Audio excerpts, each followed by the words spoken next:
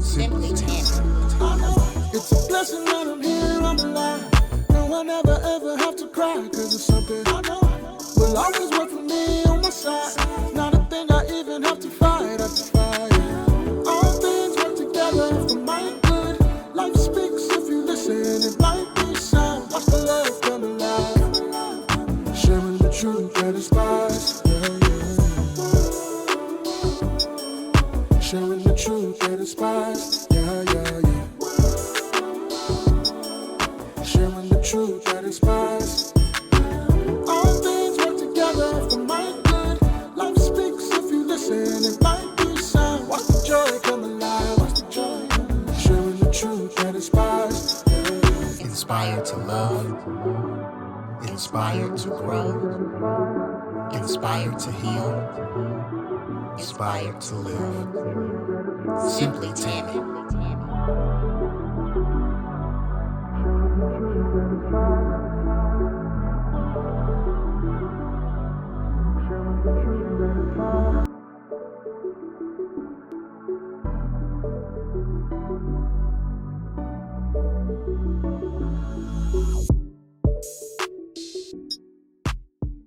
Hello, welcome back for season 2 of the Simply Tammy Show. I know it has been a while, and I am so grateful, one, to be able to come back before you, and for this segment that I'm introducing in season 2. So many of you have been with me when I first started in 2000 with the Women Who Win segments, and I was able to interview over 40 women virtually across the nation. So in starting season 2 of the Simply Tammy Show, I've decided to revisit some of our amazing guests from Women Who Win with some updates. So I'm calling this Where Are They Now? Because we know we all experience life transitions, and one of the things that we enjoyed about the Women Who Win was being able to celebrate some of the amazing things that these women had accomplished in their lives and how they had overcome. And in just a short amount of time, many of them have experienced significant transitions, and we are wanting to hear, where are they now? How did they overcome? What's next? What's going on? All of the good updates and all of the beautiful testimonies of God's goodness still present in their life, even after great transition. So before we get started with my amazing guest, the first one to kick off this season, and I'm so excited about that, I want to make sure that you are subscribed to the YouTube channel. So if you haven't done that, go ahead and pause, go subscribe, and then come back and join the interview. Now, my guest today is a certified personal and executive coach. She's a consultant, an inspirational speaker, an author, a professor, and a philanthropist. I like to consider her a voice of wisdom in my life. She is known as the voice navigator. And when I tell you, I am highly honored and grateful that she has graced my presence to be here with me today. Welcome to the platform today, none other than Dr. Katrina Hutchins. Hey, Dr. K. Hi, Tammy. I am so excited to be here. So excited that you're doing this series. It's so good to be back on the sofa with you again. I know, back on the sofa. So let me tell y'all, we tried this a few months ago, ran into some technical difficulties over 3 months ago, and filmed the interview, had an amazing time, and then had some issues with the output of the file. So I kind of felt horrible about that, but decided this week, let me reach back out to Dr. K to see if she's going to be available, because my videographer said, if we have to go travel to her, we can go travel to her. We can do something virtually. And it just so happened that she was in town again to visit the space. So thank you for saying yes yet again. Absolutely. Look, I don't know what I've done to deserve this many yeses from you, but I'm grateful. Well, it is certainly my honor. And I believe that God's timing is impeccable. Mm-hmm. And so nothing is by accident. So we were supposed to be here today at this appointed time. Yes, yes. So I've read some of the titles that you hold from your bio, but outside of those titles, who would you tell the people that Dr. K is? So outside of all of the titles, I have to go back to my conference. I'm God's girl for real. Yes. And I really know that now more than ever. So that's been a mantra for, oh my gosh, more than 8 years now, probably close to 10 years. I'm God's girl for real. And it emerged out of this sense of just knowing how much God loves me, just knowing that in spite of my flaws and my shortcomings, that I'm his girl. Yes. Right? So now I know it, though, in a much deeper way. And so beyond the titles, I'm really his girl. That's the part I would add in there. Yeah. I am really his girl because I know it. Yes. I know it. I said it before. I know it now. Oh, I love There's that. a difference. I love that. Yeah, yeah. So when we interviewed you, you were one of my guests in June 2020. I think that theme that month, I was interviewing some women that were doing amazing things in ministry. And at the time, you were living in Florida. You were a first lady of a church over women's ministry. So where are you now? What has changed since that interview where you were sitting in your office in Florida with all of your books behind you? And now you're here in Greenville with me. So what would we want to tell the people as far as where are you now? I still remember that interview. It's actually one of my favorite interviews ever. Oh. And that interview is still being used in classrooms. Oh. And I shared that with you that at Wofford College, it is an interview that they show every class. It's an anthropologist class. Wow. And they show that video because I'm telling a specific story in that video. So it's so memorable. But so much has happened since then, right? Since that office. I know. That interview, since my time in Florida. So in December 2022, my husband passed away and my world shook. Absolutely. Right? It shook everything that I knew to be stable or sound or solid. And so my life took a turn that I did not see coming. It took me off guard. It threw me out of my rhythm. It threw me out of this sense of certainty and knowing and even this sense of direction and purpose. So it was a complete undoing of what had been done. Right? And so fast forward to here, I've been on this journey of transformation and really watching God take me through seasons of understanding me, getting to know him in ways that I've not known him before. There's a secular song that says, I never knew love like this before. And so that is kind of my heart song right now because I'm getting to know the Father in ways that I didn't know the Father before. And it's all been as a result of the seasons that he's walked me through, that he's walking me through. And these are not just your typical seasons. These are seasons that are filled with his beckoning to come deeper. Oh, wow. Right? To come away. Oh, right? Wow. I feel like I'm in the Song of Solomon. Come away with me. Right? Come away with me. And that's what I've been feeling. So it's been very purposeful. Okay. And at the same time, it's been very unfamiliar, very unfamiliar. But I must say I'm enjoying the journey. It's not easy always, but I am really enjoying this journey. And I'm getting to know me more in ways that I've not known myself. Oh, you said so much there. I want to start with...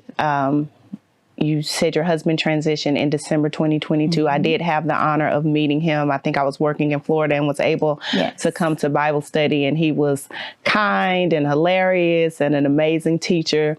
But for those who did not know him, who would you say that gift of God was to you? Oh, my goodness. So he was very big, had such a big personality, very wise. To this day, I still find myself sharing so many of his nuggets and so many of the things that he taught, so much of what he espoused. And he was ministry. Right? Right. He didn't just do ministry.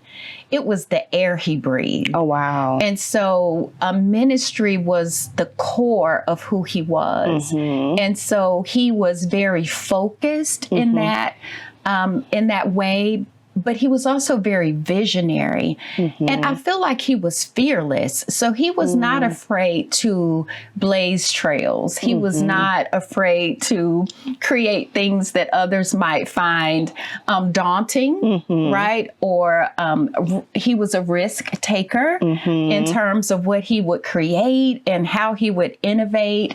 So bigger than life. So our house was full because it was full of him. So when he walked in, you could feel the fullness of what he brought with him. So that has been one of the things that I've missed the most is just That not just his living, but his life. Yeah. So you mentioned being in transformation. And, you know, I don't know how many years it is now that I've known you, but, you know, you carry an amazing gift of empowering women. I'm sure men and women, but, you know, I've been in many spaces with you empowering women. And then you marry and platform becomes something different, still an extension of who you are. But then how do you begin the journey of becoming again, not even being who Dr. K was before, the Dr. K that we knew as being Bishop Hutchins' wife? Yeah. Hey, just for a moment, I wanted to interrupt you. So no, the video has not messed up. This is an intentional interruption. Just for me first to say thank you, because if you've gotten to this point, that means you're still watching this interview and hopefully you're hearing some things that are helping you, encouraging you, inspiring you. But I thank you for taking the time to listen, to get to know some of these amazing people, and to be encouraged and inspired by their stories. Second of all, I want to give you an opportunity to partner with me. If there is something that you think you can offer to this platform, either hands-on if you're local to the Greenville area, if you know some guests that you think I should interview, or if you see the transitions that we've gone through from when I started with Women Who Win and now doing this in my own space, and you say, I want to support that vision, I want to give to it, we welcome any type of support that you have to give. We also are going to have opportunities for organizations and businesses. You don't have to be local to Greenville, but we can spotlight you during our show segments. If any of that sounds interesting to you and you want to participate, shoot me an email.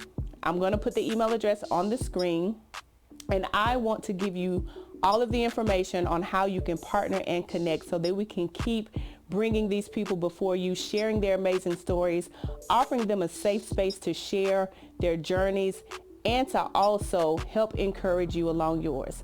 So thank you again for listening. And now back to this interview. Yeah. So that story is still unfolding. It's still unfolding. Okay. And I still feel very called to women's ministry, but it looks so different for me now in so many ways. In fact, I was looking at some of my Facebook memories. That's what Facebook gives us, right? It gives us memories. Yes. And I look at those memories from like 14 years ago, 13 years ago, and I look at what I posted, and I was always posting inspirational things. Yes. And sometimes I look at those posts that I made, and they're very inspirational. But then I immediately get this thought about, and today I would add. Oh, wow. Right? Wow. It's like those infomercials that come on when you think they're about to end the commercial, they'll say, but wait, there's more. So I feel like that I'm in this wait, there's more. So even the things that I did before, the things that I said before, you know, the way that I inspired women, the way that I talked to women, the things that I taught to women, today I would say, but wait. There's more, right? So that's the part I would add. I love that. Yeah. I love that.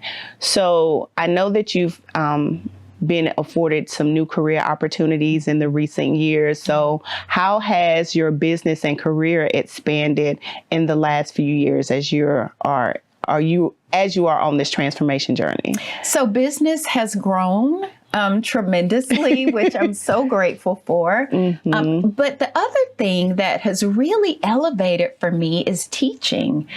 And I've always known that I've been called to teach, but I've gotten so many formal invitations to teach. So I'm currently teaching in higher ed in 3 different institutions. So I'm teaching undergraduate students, I'm teaching graduate students, I'm teaching doctoral students, but in 3 different institutions. And one of the things that I'm so grateful for, when I went through my coaching certification, one of the things that the founder would always say to us, who you are, you've always been, right? Who you are, you've always been. And so I've always kind of felt this calling to teach. Today, I feel that teaching is my identity.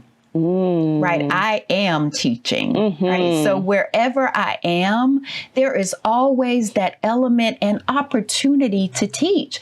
And it shows up even when I'm not looking for it. It does. Right? So it comes because I'm called to this, right? And so that's one of those things that I mentioned earlier is that deeper sense of calling, that deeper sense of purpose related to who I was created to be, not just what I was created to do. And so that teaching piece has really opened up, and I'm learning so much in the process, and I'm enjoying the journey. So because I think the part of the teacher in me is also aligned with the student in me. And so I'm so grateful for these opportunities. Yes, and I can attest. I always tell you, I know anytime, and we don't get to talk often, but anytime we make a point of connecting, it's going to be a lesson. Trust me, y'all. I said, I know I'm going to get a mini sermon. I don't know if it's going to be at the beginning, in the hello, or at the goodbye, but there's a mini sermon that happens in our conversations, but it's always a tremendous blessing. So you mentioned being God's girl for real, and I've had the privilege of attending those conferences when you were doing those. And you also mentioned that now knowing that you are really God's girl for real. So how did you grab hold? Because sometimes, death, transitions of any magnitude can be so suffocating sometimes that you find yourself grasping for the next lifeline. Yeah. So how did you find your head above water again to say, okay, God, I know you're with me in this? Oh, that's such a good question. And I'm so happy to share because I think it's so critical for other people to hear this part. So he passed away December 5th, 2022. I went through all the things, the homegoing celebrations, all of the things in December. Feel like I did that on autopilot, right? It's one of those have tos. And so I did the things. Well, at the end of January,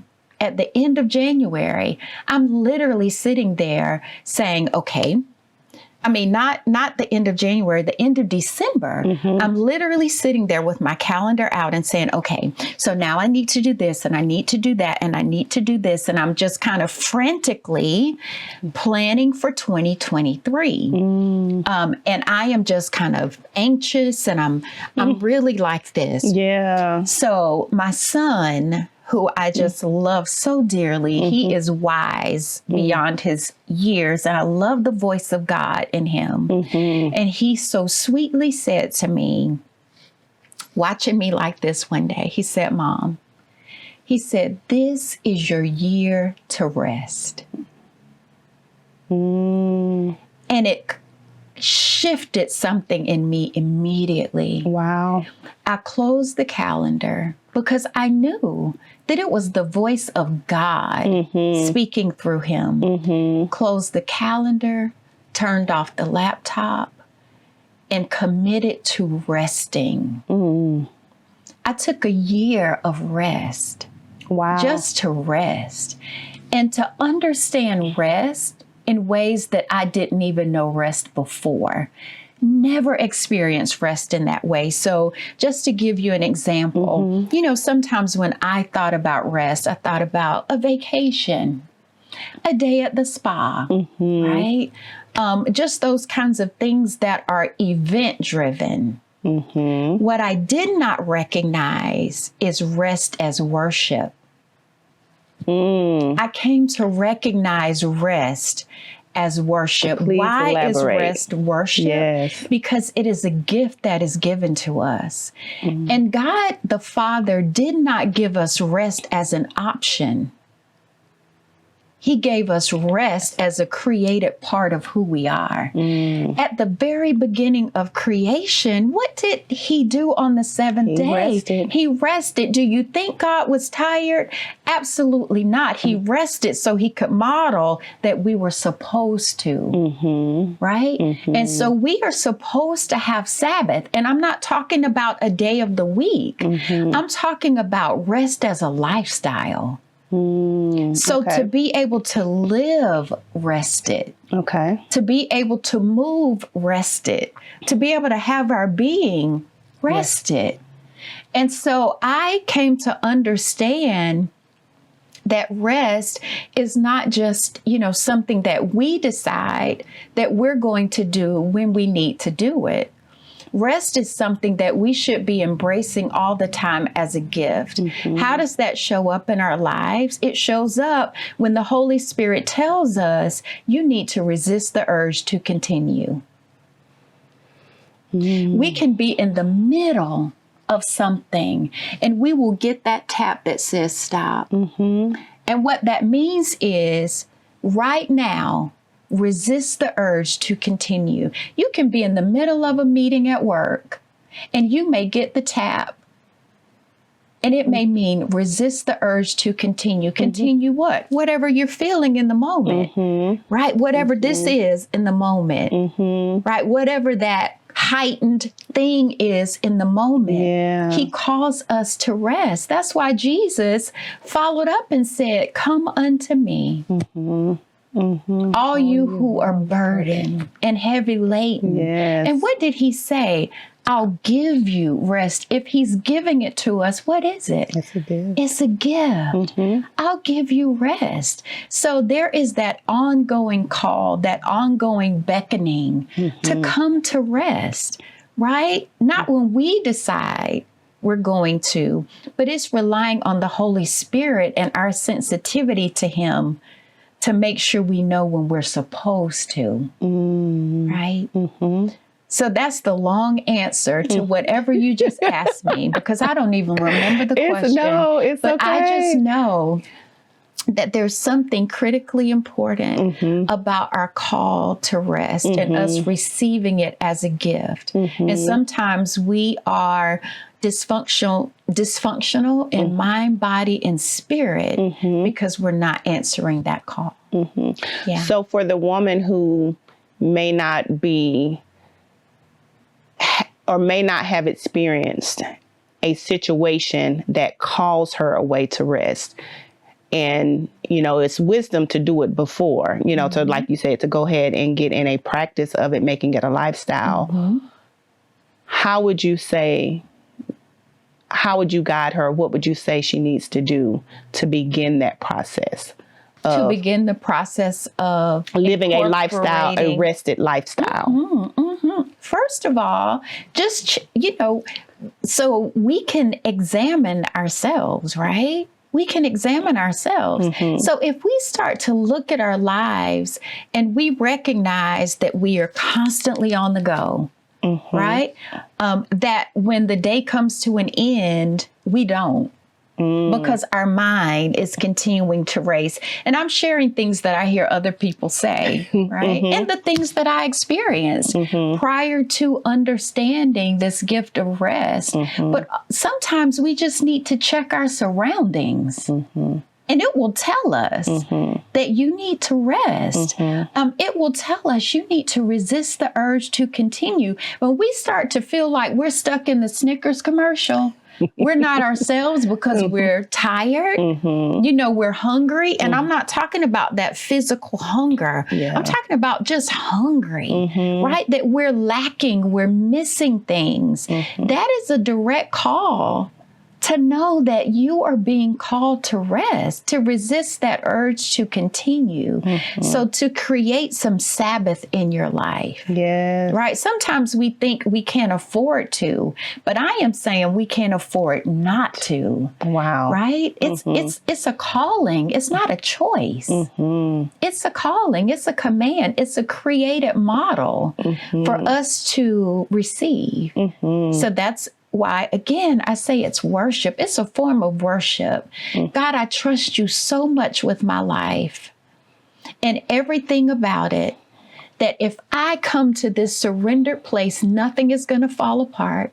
Nothing is going to go missing. In fact, it gives you room to work because I've taken my hands off of it, because I'm resting. Right? And so to me, it's an elevated trust. It's an elevated trust. I love that. It's trusting that God is moving while you're resting. That's the life we've been called to live, the abundant life. I came that you might have life and have life more abundantly. What does that look like? Trusting and resting. Trusting and resting. Hashtag trusting and resting. Hashtag trusting and resting. Trusting and resting. Yes. I love it. Right? The Bible says God neither slumbers nor sleep. Why would we all be up if he's not slumbering and sleeping? If he's on the watch. Does that not mean that we can be somewhere resting? Yeah. Absolutely. Absolutely. I love it. I love it.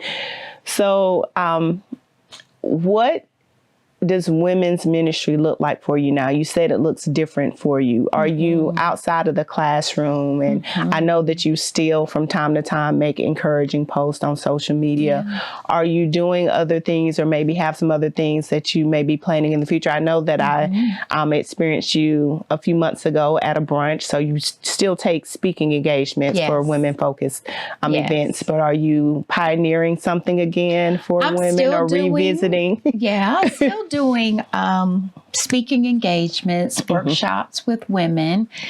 I'm doing a lot of one-on-one coaching with women, which I love. I love, especially around this rest as a lifestyle component, but I'm doing more of the one-on-one. So I haven't hosted a gathering since 2022. So I've not, kind of hosted a gathering of women. I don't know. I don't have any ideas from God about that in the near future, but I'm loving the one-on-one that I get to do with women. I feel like it gives me an opportunity to pour differently. There's something really spectacular and powerful about the large gatherings, but there is something so deeply powerful to really be able to speak into the life of a woman based upon where she is, and the Holy Spirit knows where she is, and so he can speak directly to that, and I love that because that feels like heart work for me, right? It feels like heart work. So as I like to call you, the voice navigator, going from, again, the Dr. K I met years ago, then having your conferences, God's Girl for Real, being in women's ministry, being a first lady, how has your voice transitioned over the years, and what does that look like now? With I want to say reclaiming your voice, but I don't know that you ever lost it. But I'll let you talk to how. No, it is definitely different. My voice is definitely different. I would say that a few things. I'm more intentional. I'm more intentional. So that rest allowed me to recognize the power of slowing down. And so intentionality is really that part of slowing down. Voice is energy. So I'm very mindful of how I use that energy. So I'm very mindful of what I speak to. what I don't, because I don't have to. And in the words of Tabitha Brown, because that's my business. Because that's your business. Right? So I slowed down. I've slowed down a lot with intentionality. Okay. The other part of my voice is I've gotten very curious. So I explore things. I ask a lot of questions, right? Probably prior to kind of this seasonal walk that I've had with God, I would just kind of let things go and maybe not explore or be curious about. But now I want to understand. So why do you think that? Or why do you believe that? Or why do you behave that way? Right? So my curiosity has elevated with my voice activity and certainly authenticity. There's a greater sense of authenticity, a deeper sense of authenticity with my voice. I probably respond in ways now that I probably would have been slower to respond, or I would have responded differently. But there's a liberty that comes with this authenticity. And that might even be a part of my age. Because, I've had a few birthdays since that last interview. You've had a few birthdays. I've had a few birthdays. And so as a result of that, I feel like the older I get, my friend Jo says this all the time. She says, the older I get, the younger old is. However. I love it. Yeah, I love it too. I love it too. But I feel like with age comes this greater sense of gravitas. You feel more grounded. I do. I feel this greater sense of gravitas, this gravity that anchors me in ways that perhaps I didn't have before. And there's an element of can't care that comes with that. I won't say don't care. Right? Because I do care. Okay. But there are things I have decided I can't care about that. Right? I can't care about that. Why? Because it requires too much of my energy. And I am not willing to expend energy in ways that don't serve me well. And they may not serve the other person well. So I identify very quickly whether or not I need to don't care or can't care. Right? Does that make sense? It does. Yeah. It does. Yeah. So I only have a few more questions because I want to be respectful of your time. You mentioned having a few birthdays, and I had the privilege of celebrating 50 earlier this year. Yes. So I would love for you to kind of just give me some words of wisdom for 50. What would you say? Because I've experienced some differences. I like the can't care, but there's something that kind of goes off in you that's like, yeah, no, thank you. So I'd love to hear some words of wisdom for 50 and beyond. Absolutely. So first of all, 5 is the number of grace, right? It's the number of grace. And so I would say to you as a 50-year-old and, in your 50s, is to give yourself grace. Give yourself grace to be. Give yourself grace to become. Give others the gift of grace when wisdom deems that you should, but experience this time as a grace-filled life is what I'm trying to say. A grace-filled life. So looking for those opportunities to not be hard on yourself, to be able to watch how you speak to yourself. When you look in the mirror, be careful how you judge yourself, but to give yourself grace, because this is the time of life when things start to change, right? If we're not careful, we'll see those things as negative. I'm saying to don't do that, but to understand that I'm giving myself grace to become whatever this is becoming, right? To see the beauty in whatever this is going to be, and to age gracefully. Does that make sense to you? Does. So It to does. age gracefully and to enjoy the journey. Yeah, to enjoy this journey. 50s for me, that decade was amazing. It was amazing. And I experienced some very powerful growth moments. And I want you to do the same. And so when I turned 60, Listen. when I turned 60. And looking amazing, doesn't she? Right? Just looks I'm absolutely a little amazing. over. I'm past those years of turning 60. But in my 60s, I love the season of 60s. And I feel like so I'm very aware of the rhythm of seasons at this age. So I'm telling you that 50 for me, the 50s felt like grace upon grace upon grace. 60s feel like savoring seasons. Savoring seasons. I love that. And there are many seasons that I find myself navigating, but savoring the seasons and savoring the lessons that come out of that season. I've actually picked up from my mom, planting flowers in my yard and watching things bloom and understanding the difference between annuals and perennials and those things that are there just for the season and they're not coming back. But those things that may stop blooming for a season, but when the season changes, it's going to bloom again. Yes, right? yes. Understanding the things that I need to cut back for them to bloom again. The things that I need to leave alone because they'll bloom in its time. And so that's what I feel like is symbolic of my life. The things that I see in my garden, I feel like are the things that are happening on my journey. And I'm loving the journey. I'm loving the seasonal journey. I love it.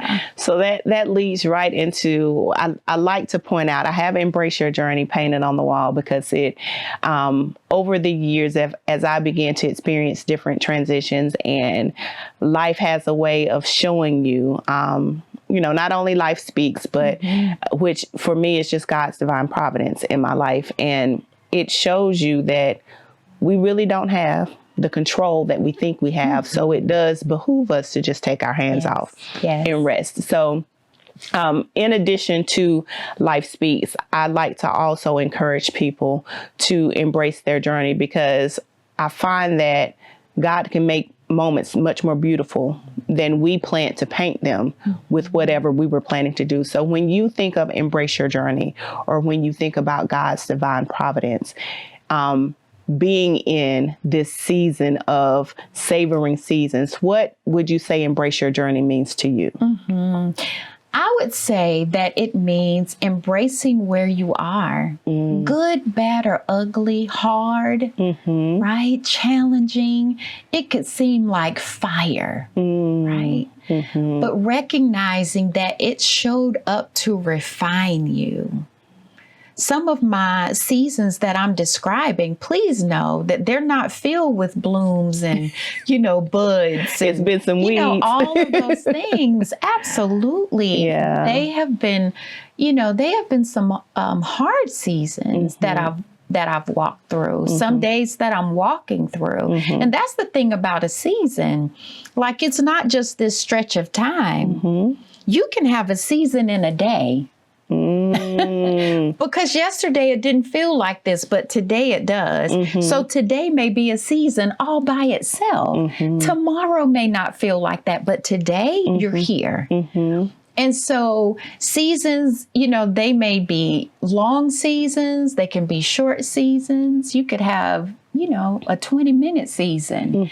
It just really depends on where you are. So to answer your question, embrace the journey and trust God with it. So it's one thing to embrace the journey, but it's also another thing to trust God with the journey. God, I don't know why I'm here. This does not feel good to me, but I trust you with the journey. And let me tell you why we can trust him with the journey. Because of Gethsemane.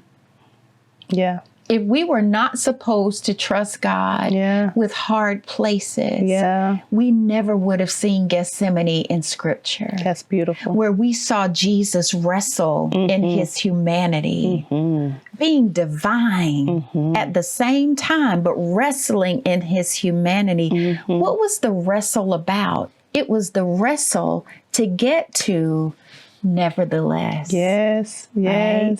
Nevertheless. Yes. So embracing the journey may come with wrestling, right? We're not going to hop out of bed and say, yay, this is horrible and I get to embrace this journey. No, it may feel like pure wrestle, right? You may have your face buried in the carpet saying, God, I would that this cup could pass from me. Yes. But nevertheless, that's where we're trying to get to, the nevertheless. And there is always, Tammy, a nevertheless in the wrestling. Always. And so our wrestle is to get to nevertheless, because that is that place of surrender, that place of trust, and that place where we really can embrace the journey, because we'll recognize, as hard as this is, I know that God's got it and he's got me in it. Yes. Didn't I tell y'all it's a sermon? Now, if y'all didn't catch that, she gave a text and everything. She probably not gave a few, but that was the word. So before we do our final two kind of staple points that I like to do in interviews, how can people reach you, contact you, follow you? What platforms would you like to share for people to connect if they're not already currently connected? Yeah, I'm on Facebook as Dr. Katrina Hutchins or Katrina Hutchins. I think it takes you there. I'm on Instagram. I'm on LinkedIn. Okay. So those are the three primary social media platforms I'm on. Okay. My website is resourcesolutions.com, re-sourcesolutions.com. So that's the company. But those other platforms are typically platforms where I'm just doing inspirational kinds of things. Yeah. So if someone wanted to reach you for coaching, they would go to the Resource Solutions website. The Resource Solutions website. Okay, and we will put that on the screen. So before I ask my last fun staple question, I want you, we're going to give you some focused time in camera, and I believe I want you to speak to the women, and it could be men as well, who are uncertain about their voice. Thinking back to our first interview, the story that keeps resonating was your marble story, which was a defining voice moment in your life. And over the years, I'm sure you've had many, but I have found that even women 30s, 40s, 50s and beyond still have that struggle with the authenticity of who they are and how to express that. And it often starts with a misplaced voice identity or just, not being able to express. So for the women that may be at whatever stage in their life that still struggle with their authenticity of their voice or uncertainty of, is this really who I am? I would like for you to look at that camera and kind of help them begin that process. Absolutely. So first, I would put on my coaching hat and ask you a powerful coaching question. And that is simply, who do you believe God created you to be? Because when you understand, the scripture even says that you were fearfully and wonderfully made. And what that means is that you came here equipped with every single thing you need, and your voice is included in that. So here's what I want you to recognize. It is the enemy's job to keep you confused, to keep you from understanding the power of your voice. But I want to call you today to remember who you are. Remember who God created you to be. Listen, He didn't create you just to to occupy space in the earth. He created you with purpose. He created you with destiny.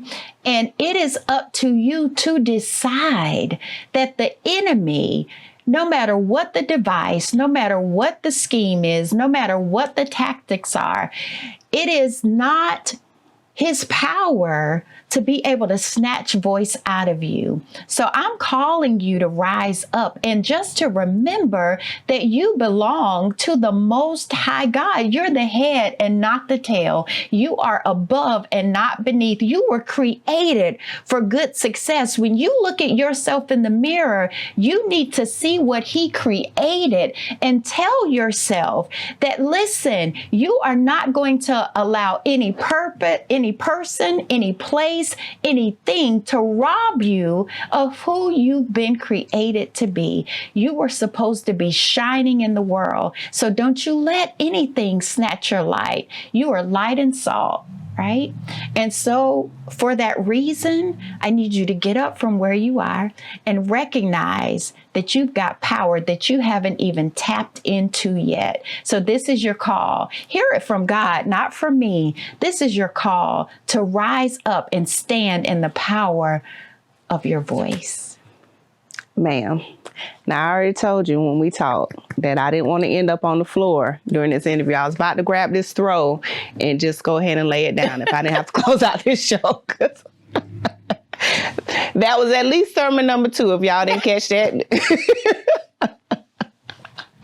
I love it, though. I love how you've always, from the first day I met you, have always been authentic in your presentation. And I think that's, one of the things that I love to celebrate about you. Thank you. It helps those of us that are watching, whether close up or far away, to navigate difficult spaces in our life, because I've always seen you as being very authentic. So I love how you continue to call forth and pull out. So your last question is, because I love music, I always like to ask my guests, if you had to pick a song to describe this season of your life, what song would that be?